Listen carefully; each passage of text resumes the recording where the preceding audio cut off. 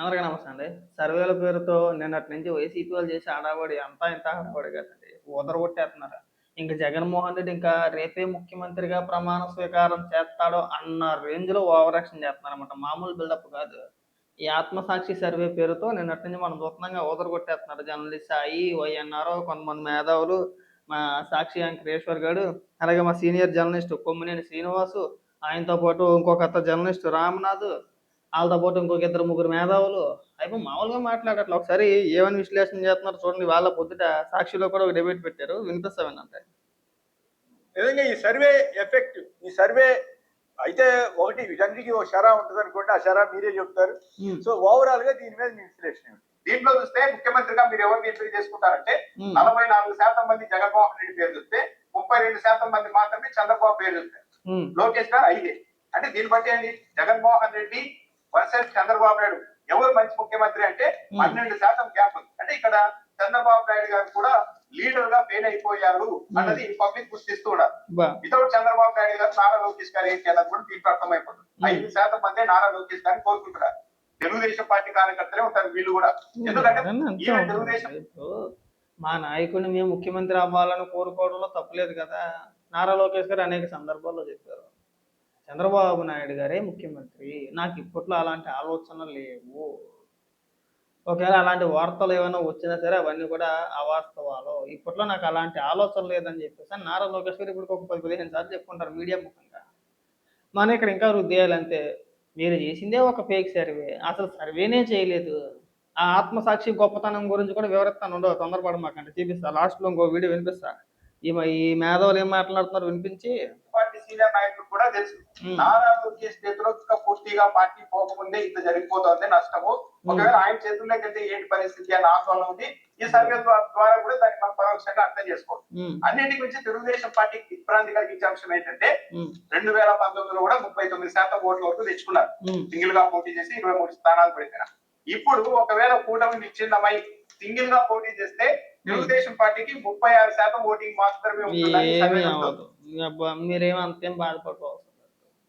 ఒకవేళ కూటమి విచ్ఛిన్నం అయినా అవ్వకపోయినా తెలుగుదేశం ఓట్ బ్యాంక్ ఎక్కడికి పోదు.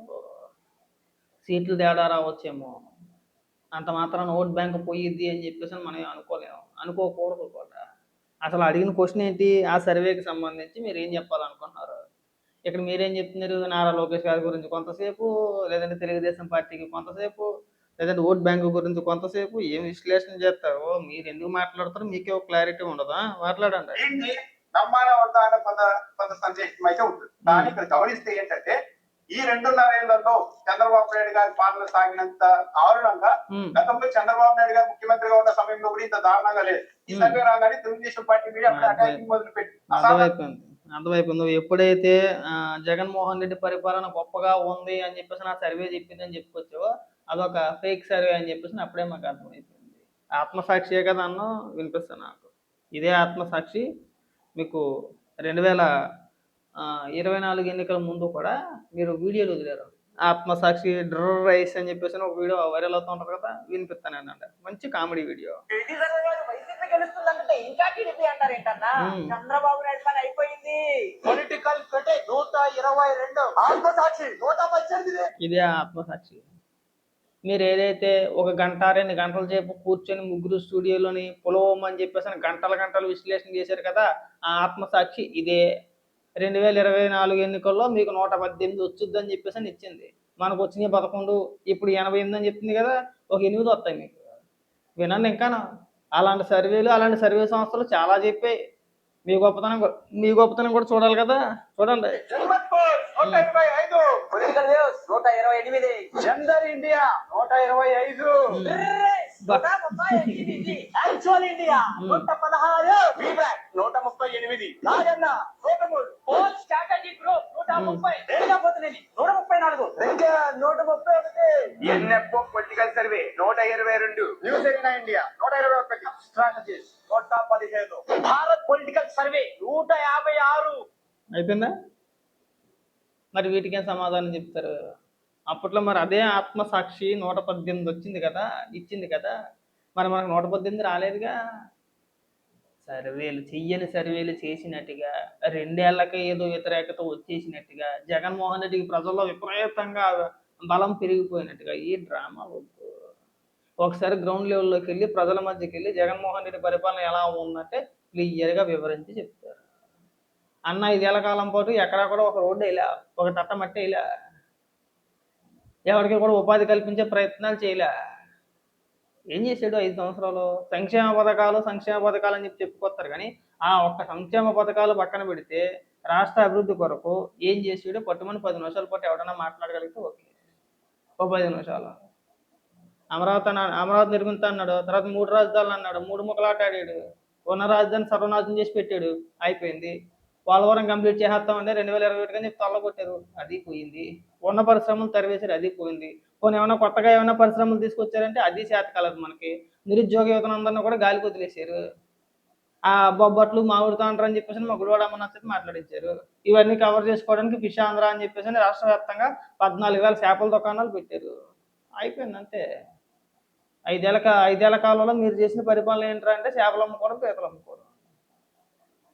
మనందరికీ తెలుసు. ఊరికే ఎందుకు ఈ తప్పుడు ప్రచారాలు, ఫేక్ ప్రచారాలు అయిపోయింది. ఇంకా నా ఉద్దేశంలో మీరేమంటున్నారంటే అంటే నా వినేటోడు ఉండాలి కానీ, ఇంకా రేపో ఎల్లుండో జగన్మోహన్ రెడ్డి చేత ముఖ్యమంత్రిగా ప్రమాణ స్వీకారం కూడా చేయించేస్తారు వీళ్ళ పార్టీ ఆఫీసులో కూర్చోబెట్టి ఒక 100 మంది కార్యకర్తలను పిలిచేసి చుట్టూ నాకు ఆత్మసాక్షి సర్వేలో నేనే గెలుస్తానని చెప్పారు. ఇంకేమీ లేదు ఇంకా. ముందే మనం ముఖ్యమంత్రిగా ప్రమాణ స్వీకారం చేద్దాం. అప్పుడు డేట్లు ఉంటాయి ఉండవు అని చెప్పేసి రేపో ఎల్లుండో ప్రమాణ స్వీకారం చేయించండి బాగుంటుంది. మీరు ఎట్టా విశ్లేషకులు అయ్యారో, మీరు ఎలాగా జర్నలిస్టులు అయ్యారో మాకు అర్థం కాదు. అంతే అయిపోయిందంటే అయిపోయింది అంతే. ఏమైపోయింది? ఏం అవ్వలేదు. అన్న చేసేది ఏమీ లేదు అక్కడ. గ్రౌండ్లోకి వెళ్ళేది ఉండదు, తిరిగేది ఉండదు. అక్కడ దాకా ఎందుకంటే మొన్న డిఎస్సి మీద పోరాటం అన్నాడు. ఏమైంది? మీరు చేసిన పోరాటానికి కనీసం డిఎస్సి అభ్యర్థులు ఎవరైనా సరే మీ వెనకాల నిలబడ్డారా?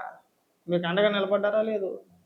వాళ్ళే నిలబడలేదు. వాళ్ళకి తెలుసు జగన్మోహన్ రెడ్డి ఏం చేసినా సరే తన రాజకీయ స్వలాభం కోసం చేస్తాడండి. ప్రజలపైన ప్రేమతో కాదు. తనకు ఉన్న స్వార్థం అలాంటిది. తనకి రాజకీయంగా ఏదైనా చేస్తే రాజకీయంగా జగన్మోహన్ రెడ్డికి ఉపయోగపడాలి. అందుకే కదా మొన్న ఈ డిఎస్సి మీరు చేసిన పోరాటాలకు ఎవరు కూడా మద్దతు ఇవ్వలేదు. ఇచ్చారా? ఏ డిఎస్సి అభ్యర్థి అయినా సరే మీకు అనుకూలంగా మాట్లాడారా? దానికి తోడు మళ్ళీ వ్యతిరేకంగా ఈ టీచర్లు ఎవరైతే ఉన్నారో వాళ్ళు మీకు వ్యతిరేకంగా సభలు పెట్టి మాట్లాడారు. ఉన్న బరువు కాస్త పోయింది. ఇక సంగతి పక్కన పెట్టేశారు. ఎప్పుడైతే ఉపాధ్యాయుల నుంచి వ్యతిరేకత వచ్చిందో వాళ్ళు పెద్ద పెద్ద సభలు పెట్టి వాళ్ళు మాట్లాడడం స్టార్ట్ చేశారో ఆ రోజున డిఎస్సి పైన పోరాటాలు ఆపేశారు. మళ్ళీ ఏదో రకంగా డైవర్ట్ చేయాలి. ఇప్పుడు వీళ్ళు ఇంతగా ఇదిగా ఫీల్ అయిపోతున్నారు కదా. ఈ సర్వే పేరుతో అంతమంది మాట్లాడుతున్నారు కదా.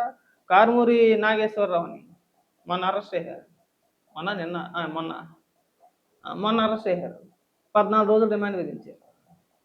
దాని గురించి ఒక్కడంటే ఒకడు మాట్లాడుతూ ఒట్టు. వైఎస్ఆర్సీపీ పార్టీ అఫీషియల్ పేజీలో పొలం అని చెప్పేసి ఒక 4-5 స్టేట్మెంట్లు ఇప్పించేశారు కొంతమంది నాయకుల చేత. బీసీ నాయకుడు అండి లేదంటే బీసీలు అండి అరెస్ట్ చేస్తారా, లోపల వేస్తారా అని చెప్పేసి. దాని గురించి ఒక్కడంటే ఒకడు మాట్లాడుతూ ఒట్టు. అసలు లాజికల్గా చెప్పాలంటే, లాజిక్గా మాట్లాడాలంటే జగన్మోహన్ రెడ్డి నిన్నమన్నాడు దాకా ఏమన్నాడు? మెగా డిఎస్సిని సిబిఐకి ఇవ్వండి అన్నాడు. ఎందుకు అన్నాడు సిబిఐకి ఇవ్వమని చెప్పేసి? అదొక స్వతంత్ర దర్యాప్తు సంస్థ. ఈడీ అయినా అంతే, సిబిఐ అయినా అంతే. సో దర్యాప్తు జరిగినప్పుడు ఆ విచారణ సవ్యంగా జరుగుతుంది. ఎలాంటి ప్రలోభాలకి లొంగకుండా ఉన్న వాస్తవాలు బయట పెడతారనే కదా సిబిఐ ఎంక్వైరీ కోరింది మీరంతా కూడా. మరి అలాంటి దర్యాప్తు సంస్థ ఈడీ కూడా. కారుమూరి నాగేశ్వరరావు ఊరికి పుణ్యానికి అరెస్ట్ చేయాల. ఈ లిక్కర్ స్కామ్ ఏదైతే ఉందో దాంట్లో భాగంగా ఈ రవాణాకి సంబంధించి దాదాపు 28 కోట్ల రూపాయలు తినేసాడు. అవకతవకలు వచ్చినాయి. ఆ డబ్బుని తన కొడుకు పేరున తన కోడల అకౌంట్లోని వేశారన్న ఆరోపణలు వచ్చినాయి. వాటన్నిటికీ కూడా ఆధారాలు దొరికినాయి. 28 కోట్ల రూపాయలు అందులో అరెస్ట్ చేశారు. దాని గురించి ఒక్కడు మాట్లాడడం, ఒకటి కాదు, రెండు కాదు, 28 కోట్ల రూపాయలు కదా. తప్పు చేశారని చెప్పేసి తేలింది కదా, అరెస్ట్ చేశారు కదా. మరి దాని గురించి ఎందుకు మాట్లాడరు మీరు? ఒక్క కారుమూరి నాగేశ్వరరావు 28 కోట్ల రూపాయలు తినేస్తే ఆ మద్యం కేసులో మీరు ఎన్ని కోట్ల రూపాయలు తినేసి ఉంటారు? డైరెక్ట్గా జగన్మోహన్ రెడ్డి ప్రభుత్వమే మద్యం అమ్మింది కదా. రాష్ట్ర వ్యాప్తంగా ప్రభుత్వమే మద్యం దుకాణాలు ఓపెన్ చేసి ఓన్లీ క్యాష్, మళ్ళీ డిజిటల్ పేమెంట్ లేదు. మళ్ళీ ఓన్లీ క్యాష్ ఎందుకు తీసుకుంటున్నారు అంటే దానికి సమాధానం లేదు. మరి దానికి సమాధానం చెప్పండి. ఉపన్యాసాలు వద్దు, ఉన్న వాస్తవాలు మాట్లాడదాం, రండి చర్చకి రండి. దీనిపైన రండి. కారుమూరి నాగేశ్వరరావుని ఎందుకు అరెస్ట్ చేశారు దానిపైన వివరంగా చెప్పే ప్రయత్నం చేయండి. అక్రమ కేసులు లేదంటే ఇంకోటి అని చెప్పేసి అప్పాబాయ కవర్లు చెప్పొద్దండి. అరెస్ట్ చేసింది రాష్ట్ర పోలీసులు, ఇంకోటి అయితే మీరు ఇలాంటి డైలాగులు కొట్టినా బాగానే ఉంటుంది. కారుమూరి నాగేశ్వరరావుని అరెస్ట్ చేసింది ఈడీ అధికారులు, అదొక స్వతంత్ర దర్యాప్తు సంస్థ. మీరు దానికి సమాధానం చెప్పిన తర్వాత వేరే అంశాల గురించి మాట్లాడితే బ్రహ్మాండంగా ఉంటుంది. లేదు మేము ఇలాగే అడ్డగోలుగా వాదిస్తామంటే అది మీ కర్మ. వదిలేడిని అలాగే ఎడితే సన్నాసోళ్ళు అని చెప్పేసి వదిలేడు.